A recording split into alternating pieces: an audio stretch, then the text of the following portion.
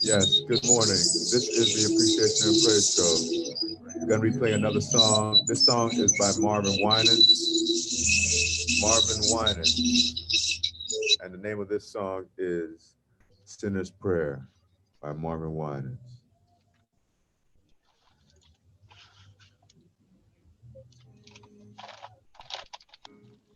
Choices I made, good and bad, still ain't so I wait, see how it lays. This bed of death, promises I made, so who pays? If I don't pay, I'm a man who pays. Looking back on the past, Lord made a good, Lord made a good, outweigh the bad. Well, either way, I cannot stay. I know I'll have to leave it all behind someday. But on that day, hope that I can look you in the face.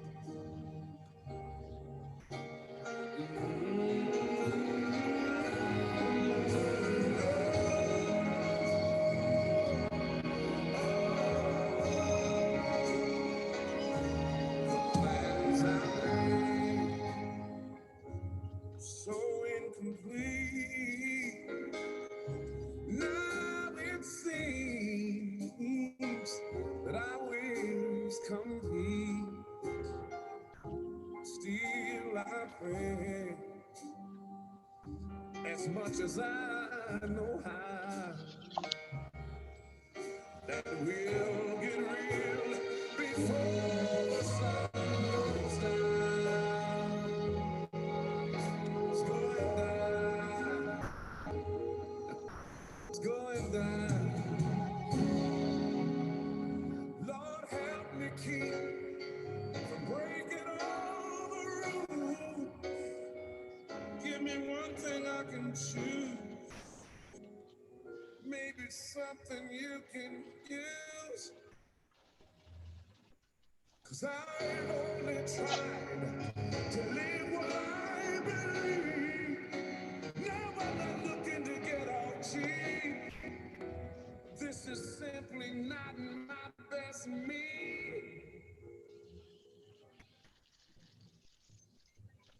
I'm a man upstate by choices that were made,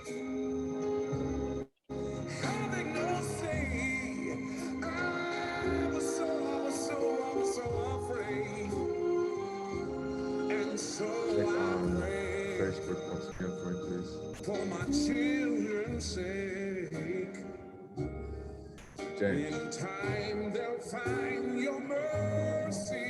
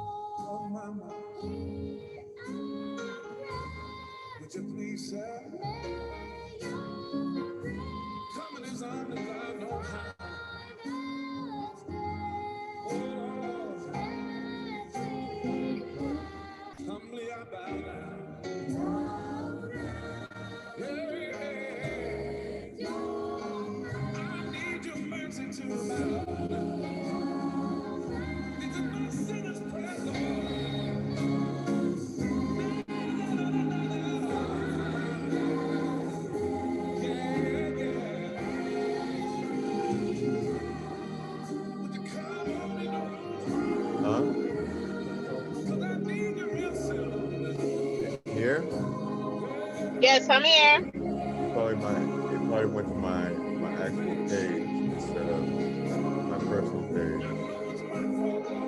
Yeah, that's where it is. It's on my personal page. All right, I see. I'm gonna share it.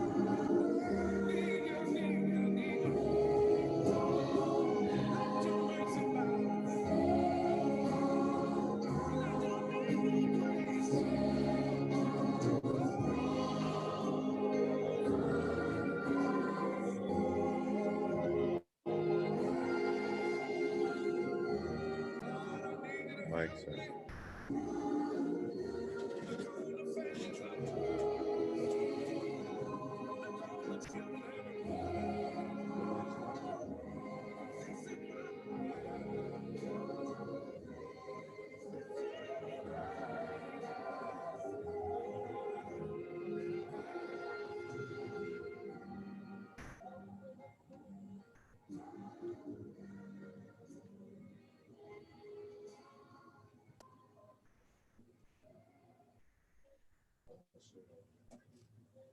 Yes, we're going to take 6 next. This song is More Than Ever.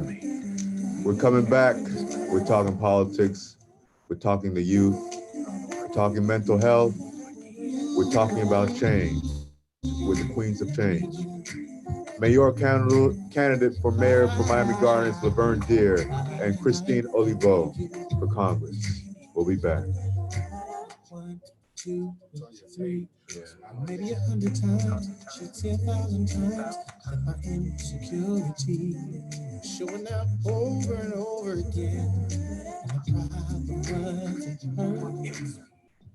I never trusted you, and I know that must have disgusted you, but I had to hurt till I learned more than ever, more than ever. Okay, Laverne, we're gonna go live right after this song. All right, no problem. And then if, just in case, if, tell me what you, hold on a second, hold on. Let me come out and go back in the app. When my battery is needing charge, what are you seeing now? And then if, just in case, if, tell me what you, hold on a second. Yes. What do you see now? Because it's on the charger. So just in case it's needing charge, what are you seeing now? I just see a black screen.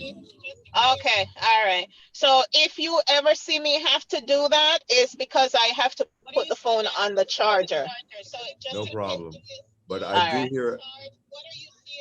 I just see a black screen. I do hear Okay, echo. all right. Okay, so I would have to turn down the volume, take it off the car. Hold on. So let me see. That's probably what that is. Hold on. You hear echo, right? Okay, so I would have to turn down the volume, take it off the car. Hold on. So let me see. That's probably what that is. Hold on. Oh, okay, I understand. Okay, so I would have to turn down the volume, take it off the car. All right. Hold on. So let me see. That's probably what that is. Hold on. Oh, okay, I understand. Okay, so I would have to turn down the volume, take it off the car. All right. Hold on. All right. So let me see. That's probably what that is. Hold on. Oh, okay, I understand. Oh, wow. Also, I'm going to log out and log back in. Huh? Do I have to log out and log back in? Because all I'm hearing is repeating on my side. No problem. No problem. Oh, okay, I understand. Oh, wow. Also, I'm going to log out and log back in. Huh? Do I have Yes, to it's been log out a and log back in? Because all I'm hearing is repeating on my technical side. type of day. No problem. And continue dealing with adversity and every which way you believe. Huh? Yes, it's been a technical type of day. No problem. And dealing with adversity and every which way you believe. Huh?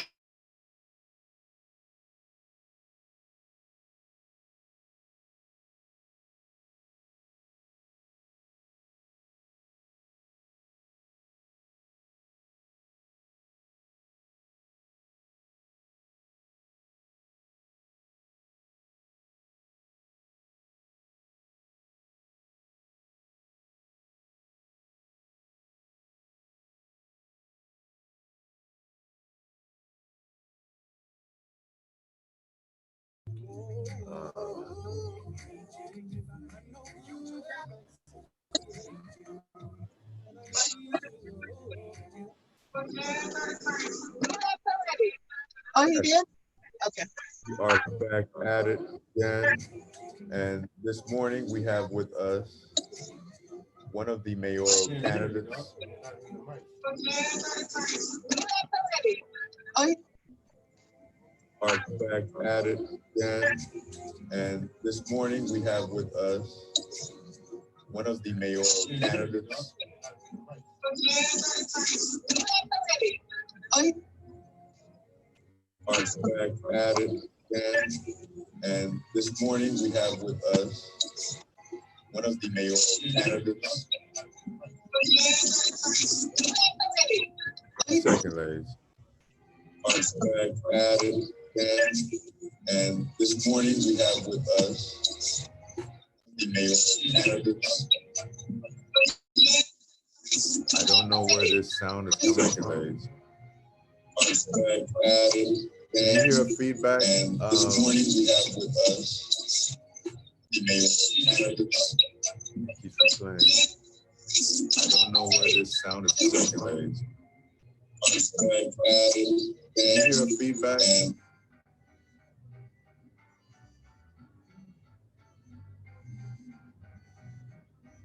Okay, and there went the feedback.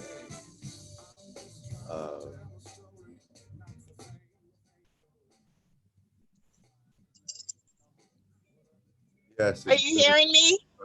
Yes, I hear you. I hear everyone. Okay, everyone's good. Everyone's good, and we're on. So I can now. Can you check Facebook and see if it's still on? Woo! This has been a trying morning, man. I'd like to welcome you all. We're about to go back on. Okay, whenever you're ready. Cool.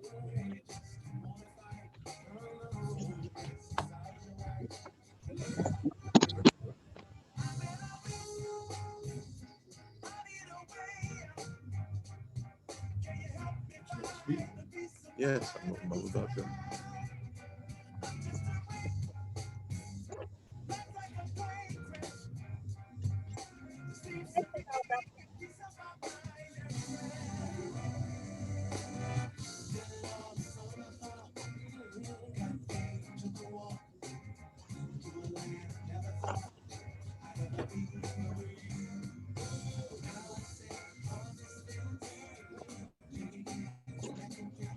Yes, and we are back at it, and we finally have our guests are here. They're here. We got them on. Everyone's on. Like to invite everyone also to remember that you can catch it on Facebook Live. You can catch us on YouTube Live. You can also catch us on Periscope, Twitch, Twitter, Instagram as well. So I'd like to welcome first Laverne Deer. She's a candidate for mayor of Miami Gardens. Good morning. Good morning. Thank you for having me. Yay. And also we have Christine Olivo, who's running for Congress. See what? Hi, everyone. District 24, District Benkat. District 24, District 24 for Congress. Welcome, Queens of Change. I've been wanting to have you all on for a while, and it's kind of great that you all actually met up with each other last week and have been building with each other. So without further ado, Laverne, I'm going to start with you. Please let us know a little bit about yourself and why you're running for mayor of Miami Gardens. So again, my name is Laverne Deer. Good morning, Christine. And yes, it was a pleasure meeting her. Beautiful young ladies, very, very full of spirit and life, and I love to see that in our young women. So nice to meet you. Thank you for connecting us, Arthur. You just is a liaison here for this community. So thank you. So again, my name is Laverne Deer. I've been a resident of the city of Miami Gardens for 30 years. I've been an advocate, a community advocate. I am someone who cares about my community. I am also an advocate for youth and issues that affects the development of our young girls. I started the organization called Female Development World Organization. Through that, my advocacy took me to the level where I was able to work with Florida state legislators to propose the Human Trafficking Education in Schools bill. So when, the process of doing that, it meant that I have to do a lot of work with the community. I had to do a lot of work with the legislators and even the municipalities. And while I was doing that, it opened up my eyes that as a person who wants to see change, you have to go after it yourself. Yes, we know that there are people out there that believe, but sometimes it depends on how you look. It depends on how you talk, or it depends on the financial background that you're from, whether they will accept you or receive you and receive your ideas, even though you have great ideas. So once I saw all of that, I knew that I was born for a high calling. A lot of times I didn't know what that was, but when I was asked to run several times, I declined. But this last time I was asked to run and I felt it in my spirit, so I accepted it. And from that point, I just realized that God has been preparing me with all my trials that I've gone through life, with all my experience, and even in my professional career, I see that all of that has been preparing me for now. I currently work for Broward County government, so I do understand how government should work for the people. And because I am a grassroots person, I understand how we should serve the people. So with all of that coupled together with my passion, I am ready to serve this beautiful city of Miami Gardens, and I have a people's first mentality. Wonderful, wonderful. Wow, that was quite powerful. Great. Christine, please. Laverne Deer for mayor.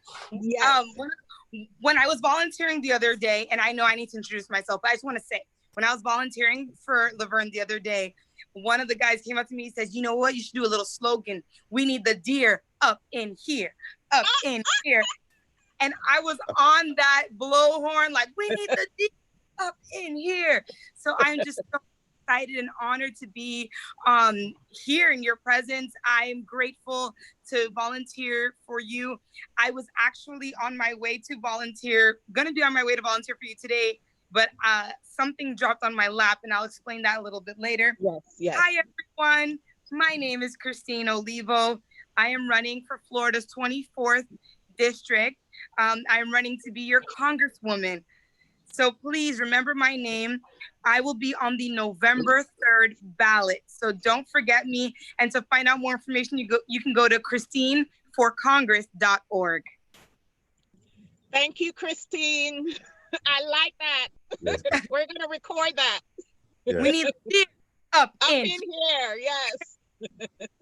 Incredible. And I did tell you that there, I classified this as Queens of Change Day. And reason why is because we're seeing a different view and a different vibe when it's coming to politics, where it's not the same as usual. Yes. I cannot remember a time where we had more women running for public office ever, especially here in South Florida, for mayor of Miami Gardens, for even the mayor of city of Miami. We've got some people running in every position. I see a very large number. And another thing that I've seen happening that never happened with the men is that the women are supporting other women running in different races. Yes. And some are even supporting women that are running in the same race, which is puzzling to me, but who all are still leading the change of what will become the normal for everyone else. So you may have those people like Oliver may still support certain other people, but when I say the majority, sorry, Mayor Gilbert, um, but the majority I've seen, because I even when Christine told me she was volunteering, she volunteered with I think it was 3 or 4 candidates last weekend, and I'm like, what are you doing? You're not I even wearing did. their shirt. She's like, no, I'm wearing their shirt and we're going around. It's because we're promoting them. I don't want to promote myself right now. We're promoting them. It's all about them. And I'm like, but you're still running.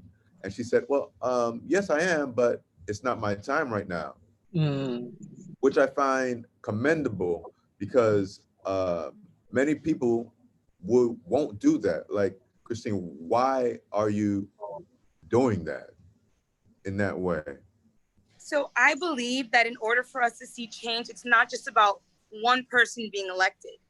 I believe that we have to fight for a collective of good candidates to be elected. And it is my duty, it is my civic duty to go out there and fight for those that I would love to work with to change this community together. And I believe that we should all go out there. Our candidates need the volunteers. It's not easy. Mhm. It's not easy running a campaign. You think you have your family and friends and they are there to support you, but they have to work Mhm. while the precincts are open. So if I have the time, that's what I'm here for. I am here to go and support the candidates that I love, that I support, that I believe will be right there alongside me once I'm elected. So that's what I'm doing. I'm laying the groundwork for a solid, amazing, collective group of change agents. Mm. Mm. Wonderful, Mm. wonderful. And Laverne, I'd ask you the same question because you're not only connecting with her, you're also connecting with others that are running in races. Yes, yes. And I second what she says. And it's so funny because, you know, she came to me, right? And that speaks volume because as leaders, you are visionaries. You literally sit down, you strategize, and of course, there's that spiritual being that is in you that helps to make that final decision that that's the right decision.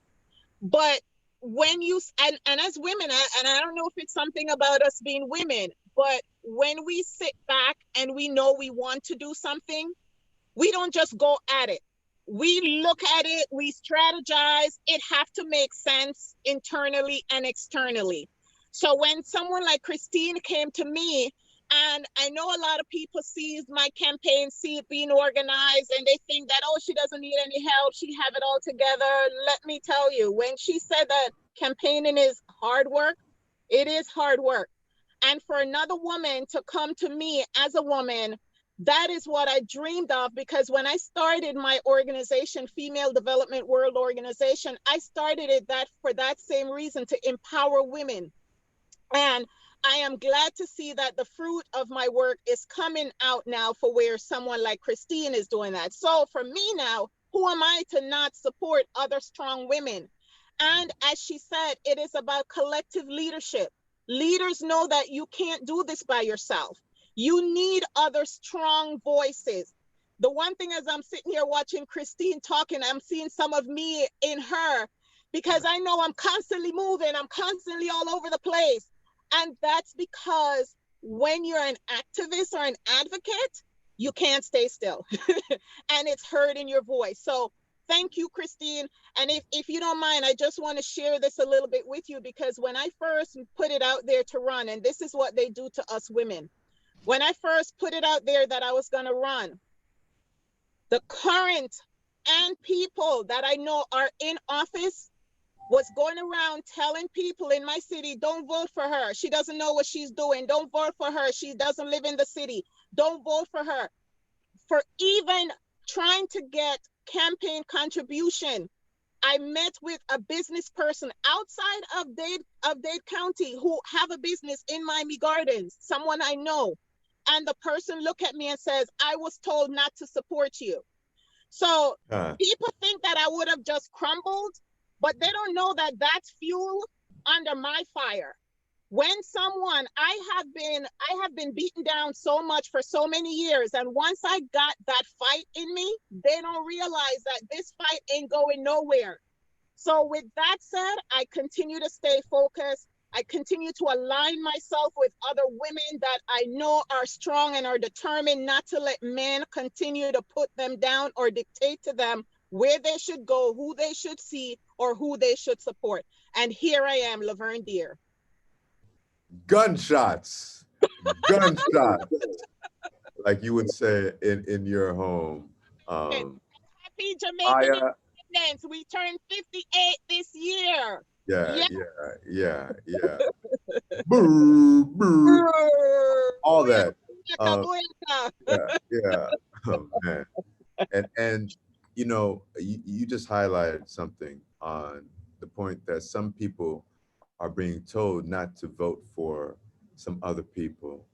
Yes. Because many people have certain interests that they want to either see continue going, or they might want to see change, or some change they don't want to see.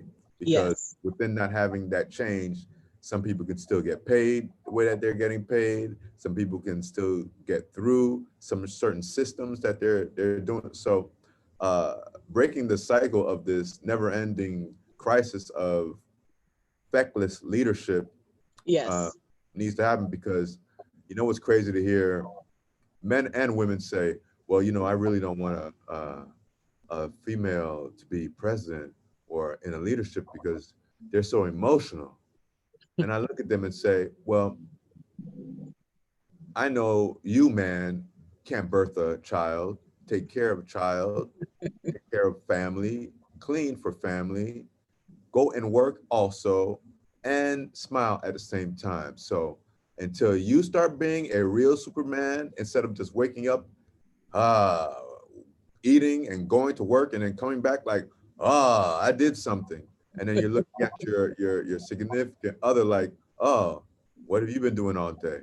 They were working, left, they're still gonna be working when you're sleeping, continually. So all you feckless leadership men that and women that feel like women don't need to be in leadership, they've been in leadership. It's called family. They've been taking care of families for years. When people say, "Oh, well, there are not that many men in minority homes," well, there are females in minority homes. Those females raise our kids. So stop discounting people because you're afraid of losing grasp of what you think you really have, but you don't. Preach. We could see it from the top of our government right now with this feckless leader trying to hold on to something. And usually on this show, I'm not negative at all in any way, but I'm just talking facts and what everyone can see. One tidbit that no one asked about, the Democrats passed a bill 2 months ago, which was ignored by the Republicans. Now, if you think the executive order that the president did yesterday wasn't in their plan, just so he could say, I gave you your money that you're getting every week. I gave you this, I gave you that. This is the only time he's going to be able to say it because he signed it in order. But in reality, they set it up for it to happen this way. When you see things like that for you all, how do you feel in this current time of this? Because I don't want to stay too much time on this because I want to talk about the kids and how this is affecting them. But how do you all feel seeing how we were shut down by the actual government of this United States and then reopened by the government and then given all rights and regulations to do whatever to the mayors and governors and say, oh, well, it's all your responsibility. So if you want to come back, please, just as long as you come back within the guidelines. And if we would have followed that, no one would have opened in the first place because no one had reached those guidelines. So as a leader, how do you deal with that? And which one you want to go first? Eeny, miny, mo. Let's All right. So I can tell you that that is the thing that right now, if you sit back and the way you just listed it out from the shutdown to the reopen to where we are now with this executive order, this is why when I tell people that I am not your typical politician, I am not a typical politician, because people will do things for vote. The career politicians, the men of power, the people who believe that it is just about them, these are the trickeries that they do. This is a pandemic. And I've heard that before with what you just said, that, okay, $600 was proposed. No, let's move it to 200. All right, let me meet a medium halfway and move it to 400. Well, you know what? That still doesn't help, because you took the additional 200 that these families are dependent on. So anyone who sit back and say, well, you know what? The leader is doing great because they went beyond the Democrats and the Republicans, and they made a decision that is best for the people. But people, I want you to see that we, the people, need to stand up and demand what is right for us, for you. See through all of this. Should we have opened up so soon? Well, it's too late now to say that. But what I can say is, where were the process that was in place? When I saw that the governor stated that they're putting a committee together to do reopening and for people to come, for the different mayors to come together, but I didn't see a plan in place for that. And it's because I did not see a plan why you see that our numbers began to uptick, because did you put a policy or process in place to say, okay, if we're going to open up, we're going to hold the businesses accountable. If we're open up, we're going to tell you to insist, and we're going to demand that you practice social distancing and you wear masks. But no, you have one leader saying don't wear masks, and you have another leader saying wear masks, and then it's just all over the place, and it's right where we are. People, I want you to see through that, and that is why you have someone like Laverne Deer coming into leadership, because I am not about politics, I'm about public safety, I'm about you, I'm about we, the people. Christine. Yeah. Oh man. So- and Christine, What I tell people is, I want to think back to the beginning of America. We have been fed a story, right? There's always a story being written on our behalf. When you look at what's going on right now with this pandemic, there is a story being written. This is all part of the story. It's all a matter of who's in charge of the story. Because the story that is being told to us, that's being crafted by those that are in power now, this administration, it's very specific, it's calculated.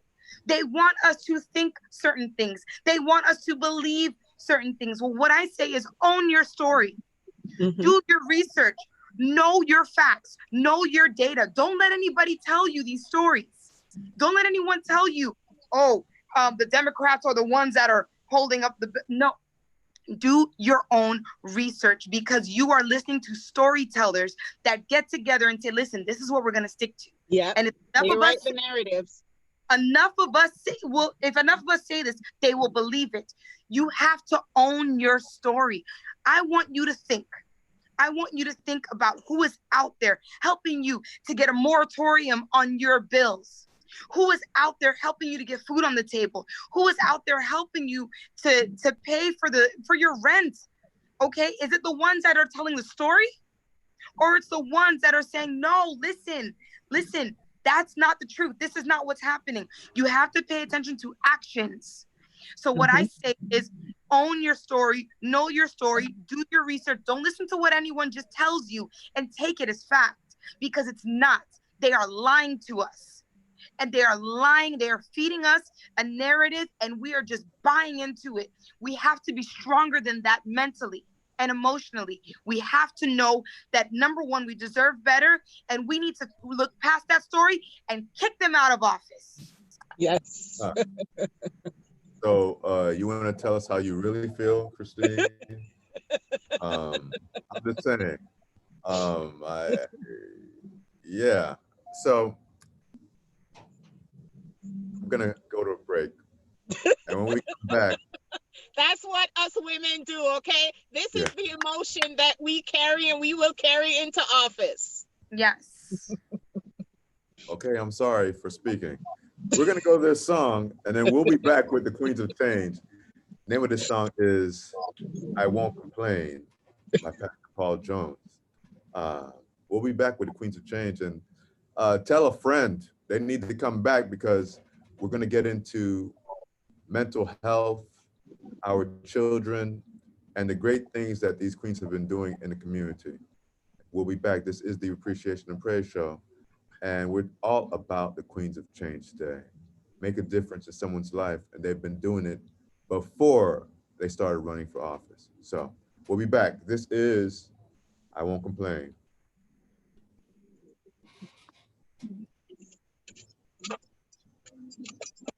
So while you guys are still on, right? Mm-hmm. Because this is still going live on through YouTube. So I'd like to ask, what is your three main things that you all have, as your list of priorities? What are the three main things you have as listed priorities? So for me, my youth development, crime reduction, and I people say three, but I like to throw four in there. Job creation and elderly affair. I have to keep my elderlies in because they're the stalwart in Miami Gardens. It has a high elderly population. And of course, our youth, because if we want to see the change of the city, we have to develop our youth. I do know that prior to the pandemic, Miami Gardens unemployment rate was about 5.3. I can imagine that during the pandemic and post-pandemic, it's going to raise tremendously.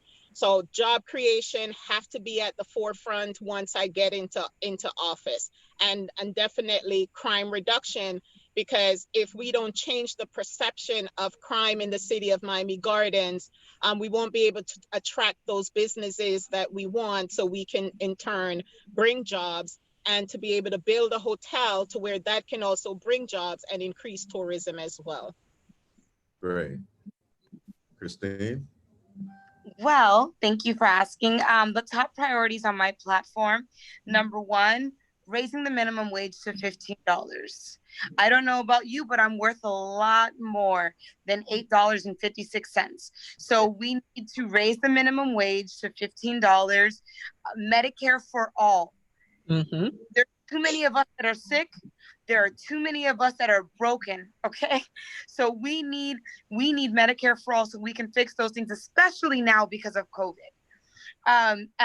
TPS, immigration reform is really big for me. I'm Haitian American, but it's really important for me to protect my immigrants, my fellow immigrants, families, and one of the most important, common sense gun reform.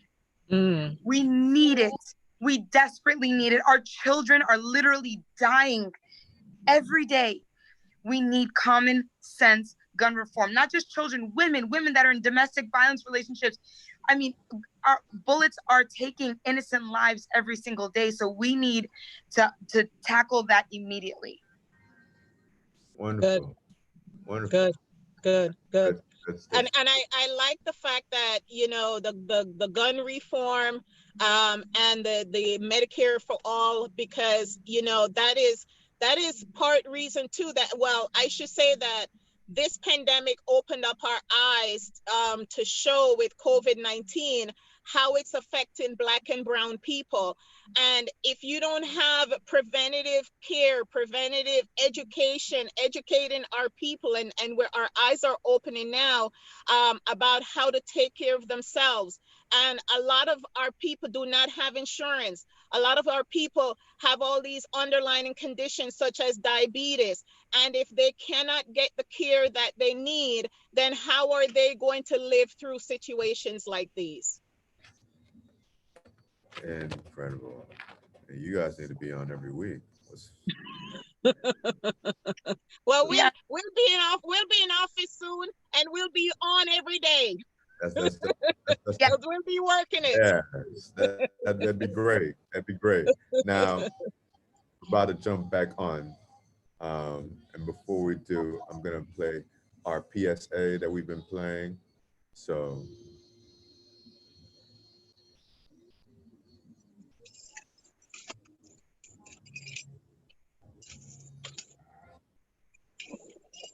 yes, this is the Appreciation and Praise Show, and we are back on with the Queens of Change. And before we have them on, I have a PSA that I'd like to play, so people can remember and understand there's certain things that need to happen right now. So please listen to this PSA. All right. This is compliments of Toby Nwigwe. Toby Nwigwe, great artist.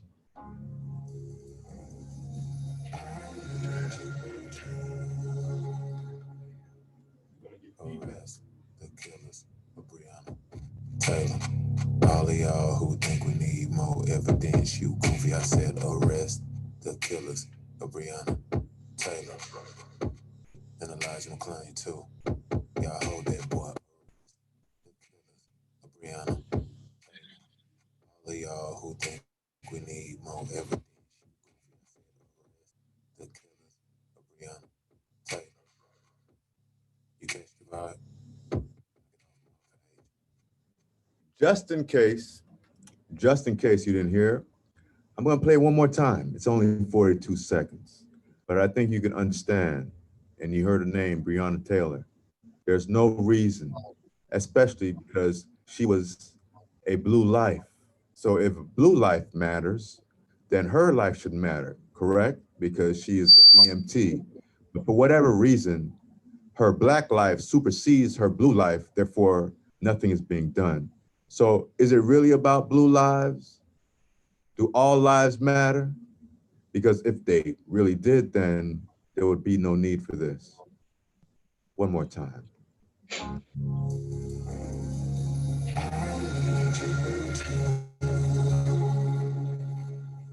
Arrest the killers of Breonna Taylor. All of y'all who think we need more evidence, you goofy. I said arrest the killers of Breonna Taylor and Elijah McClain too. Y'all hold that boy. Arrest the killers of Breonna Taylor. All of y'all who think we need more evidence, you goofy. I said arrest the killers of Breonna Taylor. You catch the vibe? All right. I think someone can get the message of what we're trying to say and what we're trying to do, and not be that force where, you know, there's some people, no matter what you bring up to them, their responses automatically are, well, Obama, well, Hillary Clinton, well, hey, listen, man, y'all elected somebody so you wouldn't have to keep using these names. So if you're still using the names, that means that the person in office really didn't do that much to negate those names, so you don't have to say those names anymore. But we understand what it is. You have to blame someone because you don't want to blame yourself. If you're blaming Obama for Benghazi, then this president should catch everything under his administration. But they don't even want to give him that. We understand. We understand what's in play. But as we went off, I was saying that there was one thing that in the whole midst of this that really hasn't been addressed, and it's been the mental health of our kids who have been in homes or foster care or group homes, in prison, in all those situations. I don't think anyone in a press conference, and when I say national government, has said anything about that, including the Miss DeVos, Cruella DeVille. I'm sorry, I'm doing it all today. But they haven't even addressed it. Being a teacher and teaching during the summer, I was able to speak to a lot of my students to see exactly how they were feeling and if they even felt like anyone was speaking towards anything that they needed. And not surprisingly, none of them felt like anyone was really addressing their concerns other than wanting them to get back into school. And I had students ask me yesterday, our summer camp ended yesterday. And one student asked me, so Mr. P, are you gonna be going into classes to teach? I said to them, no, I will not. Uh, I've been teaching virtually, but then he said, well, we were seeing you last year. I said, yeah, you were, but until things are regulated, I'm not gonna take a chance with your life to come Yes. be at a library or wherever it may be, or vice versa, until each one of those leaders march their kids into schools and sit them down first. And until they do that, I really don't want to hear. If Barron's not going to school like he was already going to school before, don't send my nephews and nieces, cousins, like, no. Like, what is your stand when it comes to, I'll start with Christine this time. What's going on with our kids? Do you think that there is a problem going on? I think number one, I have two boys. They're 4 and 2, but they do go to school. It has been hard for me as a parent as well, running a campaign full time, doing everything I need to do, trying to educate them. We're starting our fake school tomorrow. I withdrew them from school. They were still enrolled. Up until last week, I said, I'm going to have to withdraw them. I just cannot risk their safety. But my son comes to me, my 4-year-old, he's like, Mommy, we can't stay in the house all day. It breaks my heart. I have to do so much to get creative. And no one is talking about the struggles that parents have, the struggles that the kids are having. I agree. We need to talk about that. Instead of spending time trying to get things back to normal, we need to adapt to the environment that we're in right now and figure out how to make that better. We should have had universal, free mental health care, period. We should be able to call our counselors, call people that we can talk to. There should be more support groups, especially for the children. A lot of these children that are abused, they're abusers in their home. Mm-hmm. Mm-hmm. Mm-hmm. Who is addressing that issue? Most of these kids, their meal, they get their meal at school. Who is addressing those issues? So, we're talking about, let's get them in school, let's get them in school. Listen, we would love to send our kids to school, but we can't do that right now. The smarter thing to do is say, how can we make this time better? How can we move forward together as a community and tackle the issues that no one is talking about, but that everybody's struggling with?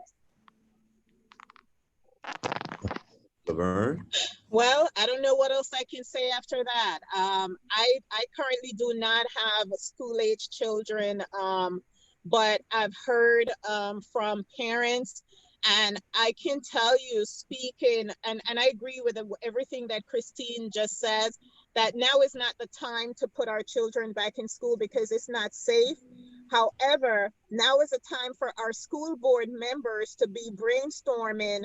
And this is why it is so important for who you vote to become your school board member representative, because this is where now they should be having this conversation and reassuring the teachers and the parents that this is of an utmost concern. I can tell you, as an advocate for child sexual abuse awareness and prevention and human trafficking awareness and prevention, during the pandemic, my campaign manager said to me, Laverne, you may be running as a candidate, but you do know that the kids are online now. So these perpetrators they are literally having a ball with these children who we have moved to online schooling. So how are we thinking about that? Of course, I put out a flyer out there about raising awareness to the parents, but as Christine just says, that the school was the safeguard for the children when they want to eat. The school was a safeguard for the children when they were being abused. So now that they're home, and we still don't know yet when we're going to put them out there. So now is a time, because parents, even if you say put them out there in school, the parents are not going to do it. They're not going to put their children in danger. So I just say tap into our school board member. When I was working on the bill, I met with Dr. Dorothy Bendros Mendengal, who is a school board member for Miami-Dade County. And through my conversations with her, she actually helped us with that bill by ensuring that her colleagues supported the bill, and also that they wrote the Department of Education and let the Department of Education know that they support this bill. And it is through that then they met with Senator Perry Thurston. And even though we did not get the Senate and the House to pass the bill, but we did get the Department of Education to put a policy in place to where now all of Florida schools will be teaching human trafficking education in schools. So just to add to what Christine says, guys, it is important to know who your elected officials are. It is important to know, because you must elect someone with a heart. Someone has to have a heart for the people. It can't be just because they were related to this one, or because they know this one, or because they're associate. It has to be someone who have been there, walk the walk, talk the talk, because at the end of the day, it is the conscience that is going to allow you to make the decision over the business deal for the business people with the money, or public safety for the safety of our community and our children. It is that person with the heart that is going to make the difference of that too. Okay, so thank you very much for that, ladies. But in the meantime, like Dr. Gallen always says, what are your suggestions for those, for example, when they keep saying, I keep hearing the governor say, well, you don't want it to be a bigger gap between the kids that have and the kids that don't have, because then there's going to be a bigger learning gap and it's going to be harder for them. So they might as well just go back to school because it's going to be harder for them later on, without understanding that a lot of these kids don't have internet service. A lot of them don't have computers, tablets, and maybe just a phone. So they don't even have all those things. And I understand Dade County and Broward, they've been supplying students with certain things that they may need, but you can't do it and give it to all students. I work with and the free internet sucks. I'm just gonna be honest. I don't know if I could say that, but the free internet sucks. Okay, it's not strong enough. And what if you have 2 kids in a household that have to go to school? Who's gonna sit down with each child? Is there only one laptop? Who's gonna prioritize? How are you gonna prioritize who gets the laptop? Yes. Vern, have any thoughts on that?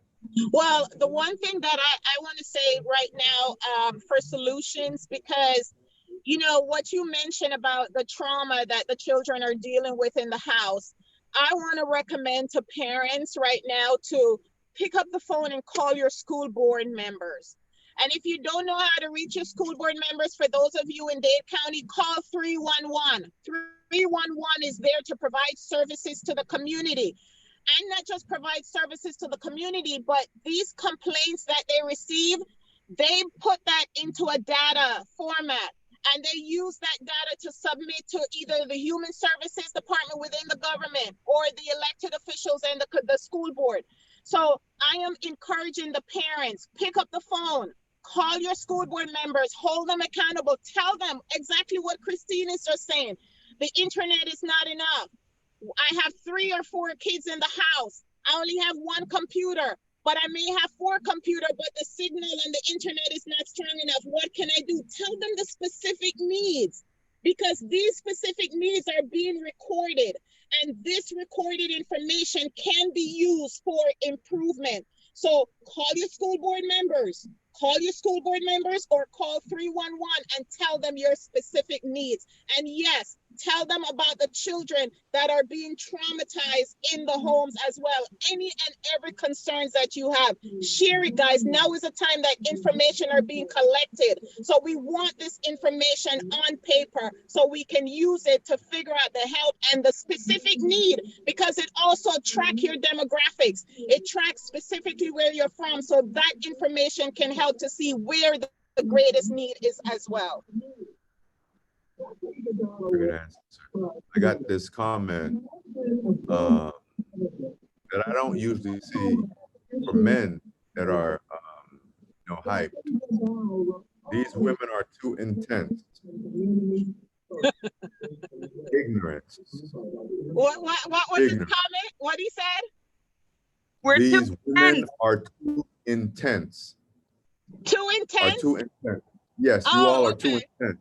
So I guess they want a subservient person, docile, to just sit and be a leader. And man, I'm not gonna say your name on air, bruh, but don't send, you send another Let me tell you message.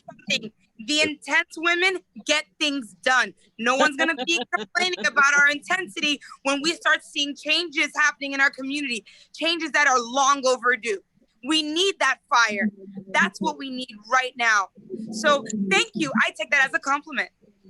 So let me add to that. So Yes. the Miami Herald wrote a story, right? That four individuals will be replacing the current mayor of Miami Gardens. 3 are elected official and 1 is an activist. Well, let me tell you, when I saw that he put 1 is an activist, I love the fact that he separated me from the rest, because to get things done is an activist you need who understands how government works for the people. Because all this time we have elected officials who sits up there, feed their ego, and walk around, walking the walk, just looking nice and calm. Okay, I don't want to offend anyone. Let me not say anything. Or is this politically correct? Oh, well, you know what? Let me just keep it going. Meanwhile, the people that you need to be speaking up for are the ones in my community that are suffering. The people who you need to be sitting up there when it comes time for budget in the States to be defending these people in the city of Miami Gardens. I am not seeing that. But when it comes time to come down, put on a nice suit, walk the walk, talk the talk, and put your name on a bridge, that's what people want? No, we want to serve the people of Miami Gardens. And I'm sorry if you think I'm intense, but it's this intensity that has brought me to where I am today. And it is God who has chosen me. So he will put my intensity out there to work with the knowledge that he has given me to bring change. Yes. Yes, yes, yes. Incredible. Just for clarification, Thank you. there was a bridge name for 2 different names. Yep. So there Yeah, were 2 you different know names. what I'm talking about with that. So you could figure out what name that might be, because I support one of the other people. The other dude, I don't support him either. Did nothing for our city. But At anyway, all. that's a different story. Yeah, yes it is. I can't even. Boy, let me tell you something. Hey, the caller called it out. So Yeah. we're here for the caller as well. So we had to educate. He texted out because he was a little too meek not to put it in a Facebook feed and ask the question or make a statement. So that is telling itself. Now I know you all are Laverne. You are actually at Miami Gardens Library right now, Yes. North Dade Library. North Dade, And yes. Christine mentioned that you are about to finish up, deliver some food, and headed over there to where Laverne is. I've seen both of you with your campaigns, and I haven't really seen the typical, those 4 or 5 people that sit around on their phones when they're around you, and everyone's like, "Oh yes, that's my team." Yesterday, driving up and down delivering food, I passed by Laverne probably 5 times. She was on 183rd Street, holding up her own signs. Holding up and if you want to know if it's Laverne, just look for the Jamaican flag around her neck. But she was holding up the signs. Christine, I've seen her out in places, whether she's doing the food giveaways on Wednesdays and Saturdays at her church and stuff like that. What has made you guys not be the typical, okay, well, I got to go down the list of, okay, campaign manager and then strategist and then fundraiser and then like all these things, but you still have a nucleus of people that are assisting you. But you've been in the forefront of everything that's been happening for your campaign. Why are you doing it this way? So I can tell you, I was the campaign manager for Dale Holness, who is now the mayor for Miami for Broward County. When I met Dale, Mayor Holness, at the time I was in between jobs, and he asked me to come and volunteer in his campaign. I had just gotten my master's, so I wasn't sure where I was going in my profession. And he asked me to come and work on his campaign. Never worked on a campaign before. I never even voted in a primary or midterm election. But I went because I was an administrator. That is my trade. I'm an administrator. I went in, turned that campaign around, and we won. And there was 5 opponents, right? So what that says now for me as a candidate, it is completely different being a candidate and a campaign manager. But I already understand the dynamics and the makeup of what it takes to manage and run a campaign. And yes, I still have a campaign manager, Amy Bradford. She's still there helping me. I also have a strategist to help me to tear apart my data so I can know how to work my community. And I also have a treasurer. So I have a full-fledged team. I just have not put my team out there because I know people are watching me to sow negative seeds. So they are behind me. What you're seeing now, the fact that I can go out there and stand and hold my sign, that's because I have a leadership team that is behind me, either at home working or here at the polls working. So who am I not to go out there and pick up my own sign when I have people are throwing themselves behind me to support me and believe in me? And you have someone like Christine, who even before she met me personally was out here holding up my sign. So I am a go-getter. I am a worker. I have the knowledge of what it takes, but the knowledge is not enough. I believe in, if you're going to talk the talk, you must walk the walk. And that's what I was doing on 183rd at the library yesterday. I was walking the walk because I just don't believe in talking the talk. Amen. And that's why I support Laverne Deer for mayor, because she's hands-on. Yes, yes, yes, yes, yes, yes. Arthur, can I jump in and answer, or is that okay? Oh, yes. Yes, go ahead. I'm not sure you guys hear the gunshots. We have the gunshots.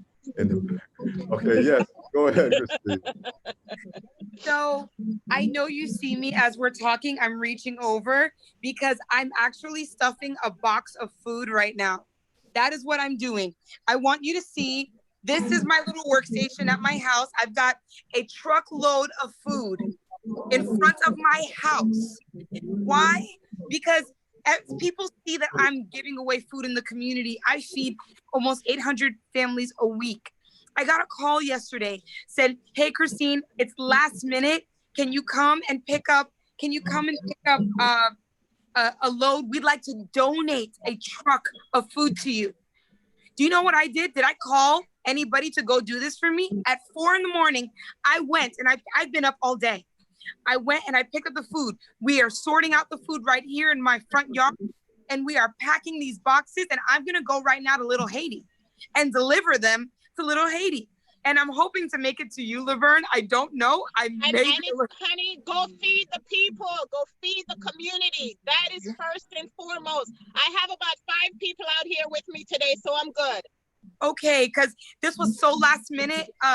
But when we have milk and chicken. Do I need to wait for someone else to give that to the people? No, sorry, my son wants to be with mommy. I'm so sorry. It's okay. So that is why you guys deserve, the community deserves a hands-on congresswoman. We don't need someone that can just hire a team. You want to know that your people are working. We are your elected officials to be. So we need to work for you. Yes. And so these hands get dirty. Yes. Yes. But yes. I have a team. I just want to let you know that. I do have a team. They're awesome. They're watching right now. They support me. And just like Laverne said, they do all the work so that I can be hands-on. Yes. And I thank God for them. Yep. Wonderful. Now, last week we had a couple of tragedies in our community, but one that has still stuck with me is the life of Alana Washington, the baby that was shot in the back of her head by some senseless drive-by. Now, I have a friend of mine that went to same university. His name is Starek Smith. He set up a whole walk to go from the park all the way to their home to, have some sort of solidarity within the community. There was one politician that showed up, James Bush, no one else, of elected officials. But when it was time for them to do their press conference, the state attorney, Ms. Rundle, and the manager of police, Freddie, is that his position? I'm not sure. They had a press conference outside this woman's home before they even spoke to her, which is crazy. So in 27 years, we learned that Catherine Fernandez Rundle has never gone to anyone's home or an area where someone was shot and killed until this year that she's running against someone she used to work with. Now, how are you guys fearing and dealing with certain things? Because I know there's certain publications that have gone out where it's saying, oh, vote Black, and I don't see none of your names on it. And things like that. How do you navigate through those things of being the, I won't say odd person out or not being in the in crowd or whatever it may be? Because personally, I'm in all of them. So I speak to all of you, but I am still aware of what's real and what's not. Yes. Yes. So Yes. how do you deal with that? Well, I can tell you, yes, I've seen that publication. Yes, but that is not the people. And this is where Christine said that the people have got to stand up and open up their eyes and know and own their own truth. Because this is also a part of the game. You have a group of people who come together and to serve and to maintain their own interest. They will come together and says, okay, we are already the powerhouse. And if we're the powerhouse and we put certain people's name on there, then we can trick the people to believe that down the ballot, the names that are not that they're not familiar with, that because they may see the congresswoman, or they may see some people are using Dr. King, that, whatever it is to catch people's attention, so people can take those cards, and when they go behind the polls, now they go down the line and they choose those people. But that is not the choice of the people. So what I have done, and when you say after so many years, someone is just seeing that person in their front yard. I went canvassing last week, and the lady called me the next day and says, I've been living on this side of Miami Gardens for 30 years and no one has ever come knocking on my door. You are the first person to do that. So because I am not in the establishment, I am not the ego booster of the others that are coming together in their groups, I take the grassroots approach. I believe that every vote counts. So instead of putting my name on a piece of paper, I am going knocking on someone's door and I'm going to tell them who Laverne Deer is. I am going to go stand in the middle of the street and show them who Laverne Deer is. And that's how people now see Laverne Deer, the person, versus the piece of card that someone gave them to tell them who to vote for.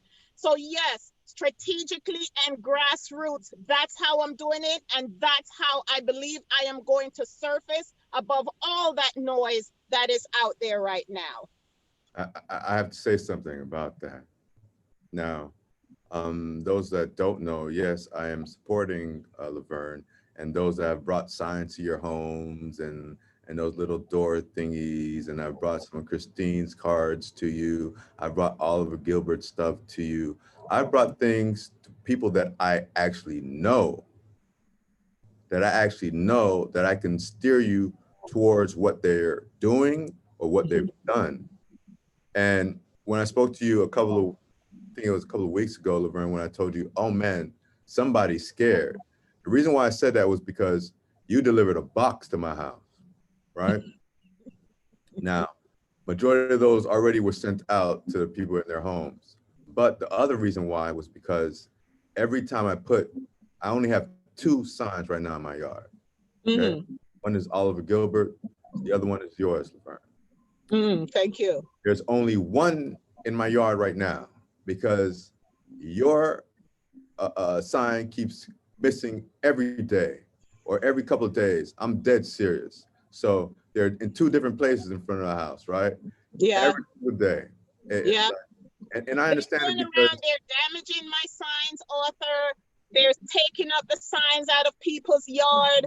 But it's all good. It's all good. You know, it's all good. That's all I can say. It's all good. no, it's not all good. Because listen, I'm sorry, I'm gonna say it. I got Sabrina Fulton people coming into my house, right? Knocking on the door, leaving messages and stuff like that. If you come to my house, there's no way that you cannot see the big 2 signs that say Oliver Gilbert. There's no way that you could like pass, but I get it.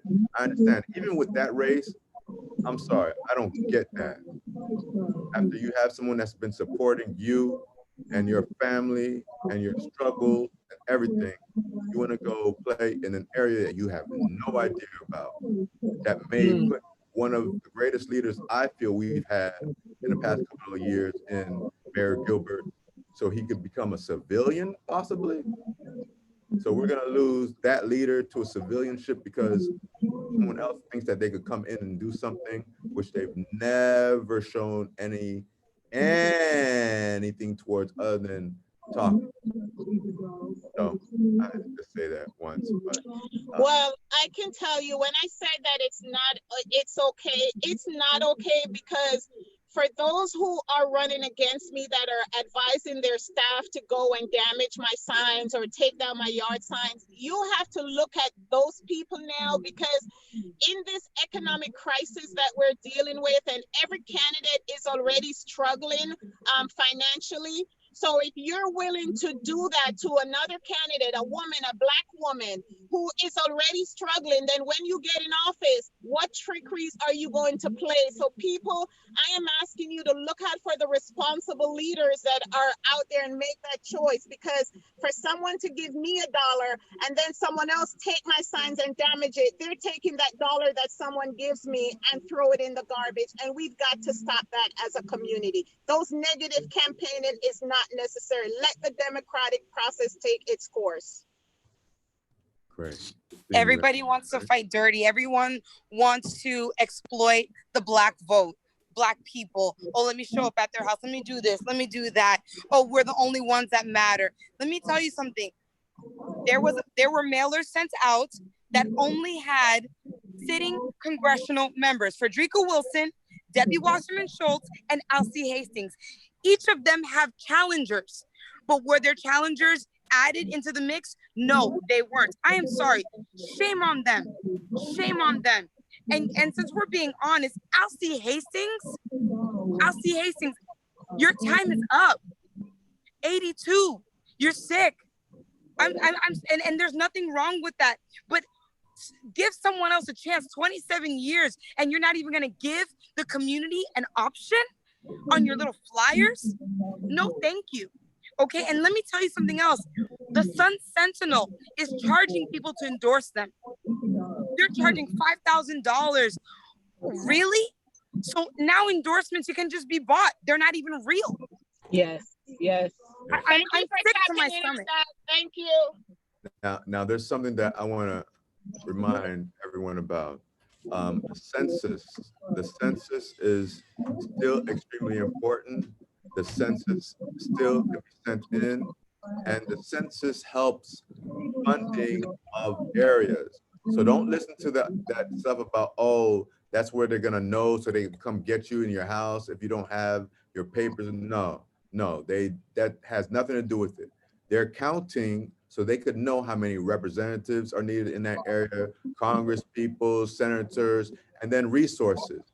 When you look at how resources are distributed, for example, with COVID, the reason why minority neighborhoods are not getting the resources is because they're going by the numbers of the census and how they are dishing out the funds. Yes. If you're not accounted for, you're not going to get paid or not paid. You're not going to get any money towards your area. So that's why you might see a lot of blight in a lot of areas that are minorities. Yes. Yes. Minorities are not filling out those forms as well. And you know, I have this, which I put on the screen right now. If you got one of these ballots, these mail-in ballots, do not take it out and open it up and show it to anyone and take a picture of it. Because if you do that, it's invalid. Okay? So once again, you can show people your ballot like this, but once you take it out, it can be counted as invalid by the powers that be. But with the census, what is your outtake on the census? So there's trillions of dollars that are allocated to the communities every 10 years. And those monies are broken down into blacks, whites, Asian, Hispanic. And if you are undercounted, and the majority of the time the blacks and the Hispanics are undercounted, why? Because the blacks do not believe that the census work for them, and the Hispanics, they themselves sometimes believe that if I have someone in the home who's undocumented and I fill it out, they're gonna find it or they're gonna come to my home. So there is so much why people do not fill out those census. But guys, let me tell you, if you do not fill that census out, we do not, when it's time for that federal funding to be allocated in the community, we will not get fear dollars amount coming down. When it comes time for representation, I said on Friday that if our community, Miami Gardens, is 72% black, but if only 5% of us fill out that census, and the rest of it, let's say the Asians or the whites and the Jews, they fill it out more and it shows 10%, then money are going to be allocated towards that, because towards the 10% and less towards the 5%, because we're not being fairly represented. Or if it's 10 Republicans and 5 Democrats, when it comes time for them to pick their congressional leaders, we're not gonna have true representation. So it is extremely, extremely important. Miami Gardens, if I say nothing else to you, right now we're at, I believe, 62 point something in our response rate. And that's because I've been promoting the census. Fill out your census. Don't be afraid to be counted. This is how we're going to tap into these federal fundings to be able to help with rebuilding our community. Yes, yes, and yes. Please fill out the census. I know that a lot of people were afraid to fill it out because they're not documented. They're scared that the government's gonna come after them or whatever the case is. Please fill it out. They said that they will not. They just want to get the count. I understand the apprehension. That's going in. I understand the apprehension, but please, please, we need to count every person. We need every dollar. Wonderful. Now, back to the kids. If there are 2 things that can be done, what are the 2 things each of you would want to do for the kids right now and that are going through this? I'll give you an example. I work with disabled students, and some have different, disabilities, but I will speak to the aspect of my students that have autism. Routine is an extremely important thing to those with autism, because once you disrupt their rhythm and their routine, it does something to them in their mind.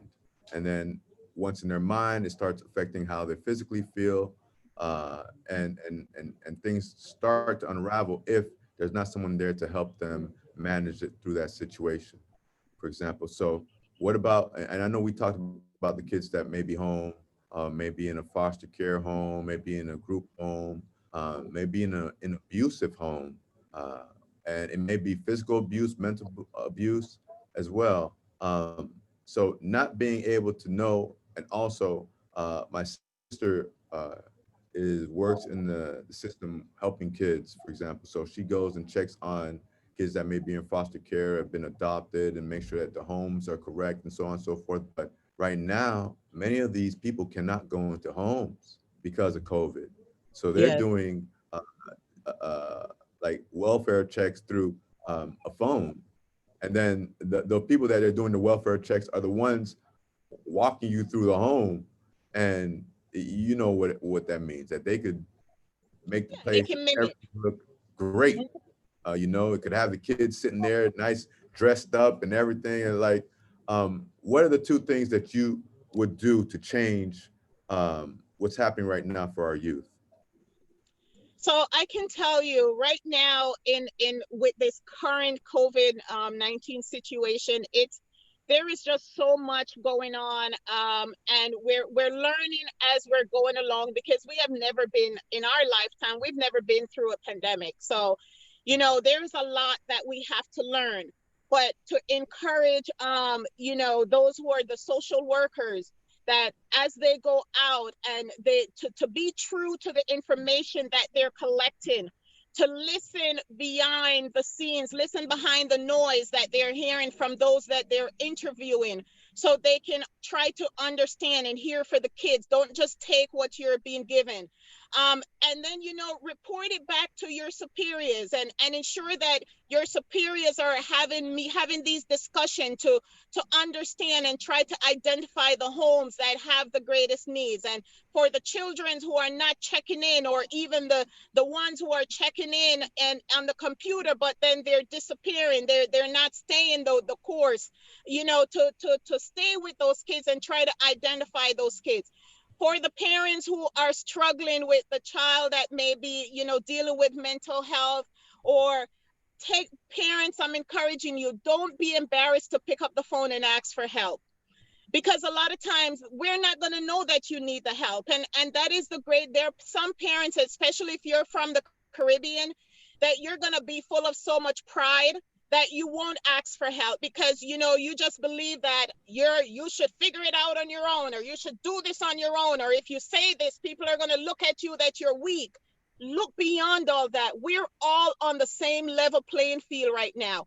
So the only way for us to know that your home and your children need help is for you to reach out and let us know. So I'm speaking to the parents right now, especially our Caribbean parents that are full of so much pride. Look beyond that and ask for the help, so we can know specifically where to help you. Great. Now, I'm gonna go to this song featuring Toby Nwigwe and Jabari Johnson. The name of the song is Try Jesus. Every song we play has a message. Listen to the lyrics of this song, y'all. And we'll be back with the Queens of Change. We're making a difference. We'll be talking about how they feel about the killing of Alana Washington and what they've been doing since then. This is the Appreciation and Prayer Show. I am AP Strong, and we'll be right back. While we're on break, Arthur, I am going to go check on my team and come right back. No problem. All right. Arthur, I'm driving to do the drop. My husband's driving the truck right now, and I'm following. No problem. I'm gonna try to find out where you're at. I'm going right by the Magic City sign on 65th and what is that, Northwest 2nd Avenue? That's where you're gonna be distributing, in front of Notre Dame. Yeah, in front of let me see. Is it Northwest 2nd Avenue or Northeast? Northeast. I got some requests, that's why I'm asking you. Oh, yes, please come. I'm gonna park the truck right there by the bus stop, literally.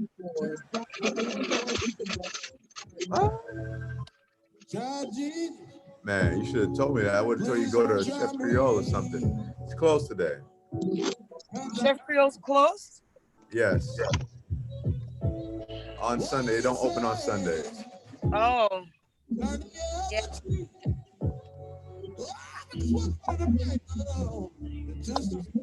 So I may set off quickly only because my husband doesn't know where we're going. No problem. Thank you once again, because you are still live. Um, you're just not live on the radio station, so you're still live on Facebook, YouTube, yeah, all that. I can wait. I can wait till you come back so I can say bye to everyone that's listening on the radio. No problem. I'm gonna do it right now. Because our engineer is speaking to Charito right now. But those of you that are watching, the next show is Conversation with Charito, and she has on the mayoral candidate for Miami, Mr. Alex Manellis, who was the previous mayor. He's running again, so she'll be speaking to him. And vote Melba Moore for state attorney. Vote Melba Moore. Don't vote the lady that's been there for 27 years that hasn't really changed anything for us. Like, what, you want to give her another year and think she's gonna do something better on her 28th year? Nah. 28 times to me is 27 times enough. Man, 27 years. I have no problem. Oh. Try Jesus.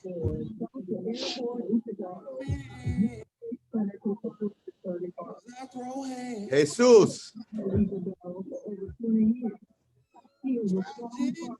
No, yeah. Ezekiel. Say hi. Say hi, boys. Hi. How you guys doing? Hi, boys. Laverne, the other day, they were in the car while I was out there.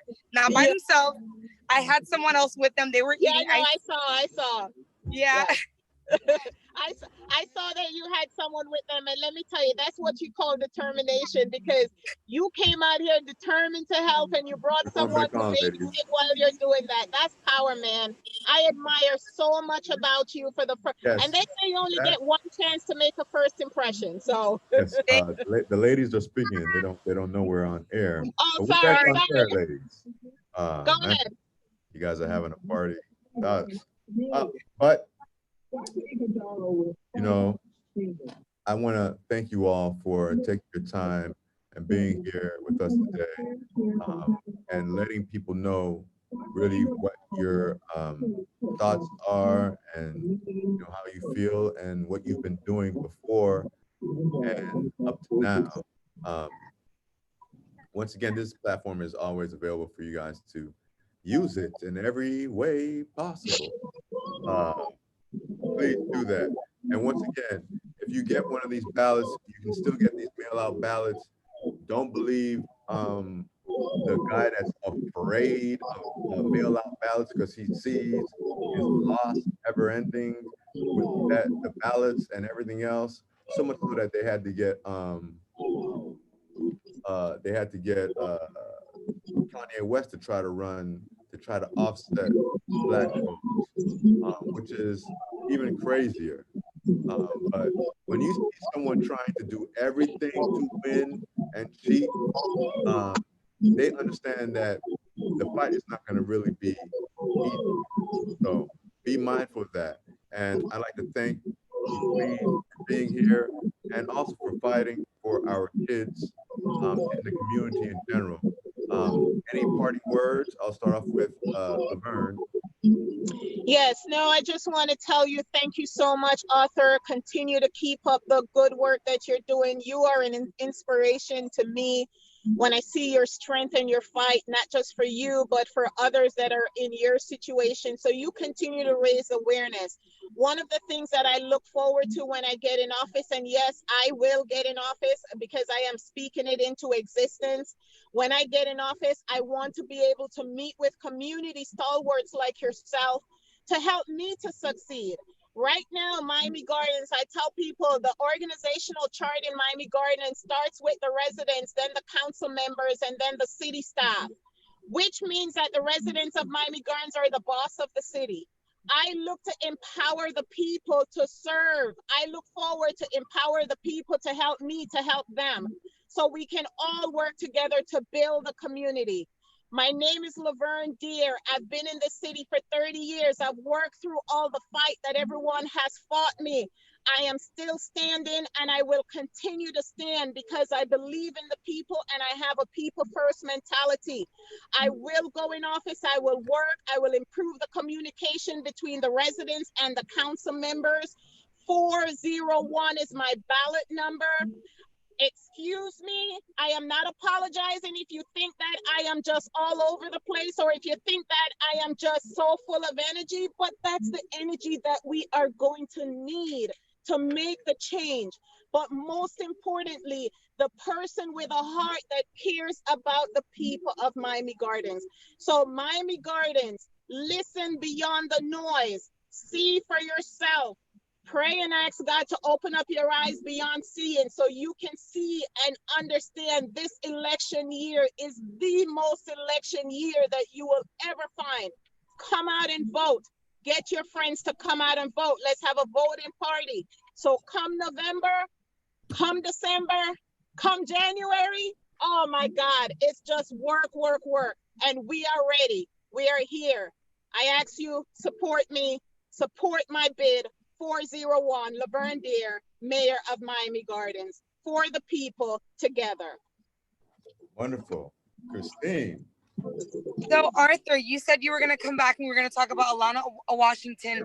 I just want to touch quickly on that and then I'll definitely say my goodbyes. Alana Washington represents many children that are at risk of dying from gun violence. I want to tell you a quick story about when I decided to run. My grandmother had passed. We went to the cemetery to go look at her plot because, you know, my grandma already had everything pre-planned.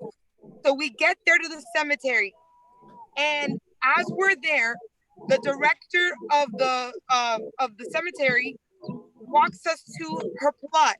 As we're walking, I see a picture of a young boy with a hoodie. My grandmother, who died in her 90s, is buried, is in a mausoleum next to Trayvon Martin. And I look at the lady of the director and I said, that's Trayvon Martin. She goes, oh honey, we have plenty of kids that are buried here. We actually have a 3-year-old funeral going on right now. That week, I registered to run. I want you to understand that. We are done. We are done. We are done. No more killing our children. No more. It ends now. I want you to elect me as your next congresswoman. Vote Christine Alexandria Olivo on November 3rd. You can go to christineforcongress.org. I also have an app. You can download it on Apple or Google Play. It's called Christine Connects. I love you all. Thank you for having me. Arthur, you are amazing. Yes. I'm looking at the road right now. I can't look at you, but you are amazing. Thank you for putting this together. Laverne, I look forward to working with you. You will win. You are mine. You are mine.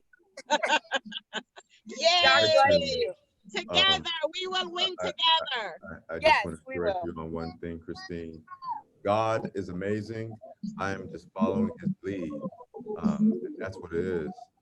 God is the plug, and I'm just trapping the God. So I'd like to thank you, ladies, for being here and sharing with us and adding value to many lives as you do daily. I want to remind all those that are able to hear my voice right now, it doesn't matter how you think things may go. Just stay positive and understand that God brings you to nothing that you cannot get through. It's just keep fighting and don't give up.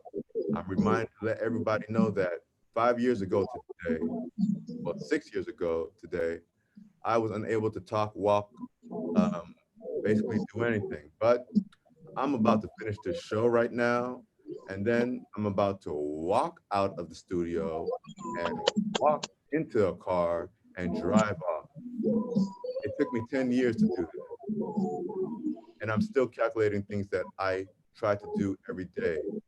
So good days and great days only, because I'm reminded of that time when I was on the ventilator. So when I wake up and I'm breathing on my own, guess what? I'm having a good day. So no matter what happens, it can't go any worse than that. Good day, a great day. Amen. you all for joining us, and we'll be back next week. This is the Appreciation and Praise Show. Next up, Queen Charito, my sister, will be interviewing mayoral candidate, Mr. Mayor Alex Pinellas. This is the Shout out Appreciation Queen and Praise Show. Charito. Yeah, shout out to Queen Charito, always doing good. And if you didn't see her yesterday, she was at the Feed the City, which was sponsored by Rick Ross and Mr. Suave House himself and basketball player Ricky Davis. And if you don't know who Mr. Suave House himself is, name of the CEO of Suave House? Oh man, you don't remember. Yeah, so we're out of here, y'all. We'll be back. All right, have a good day. Back to work. All right.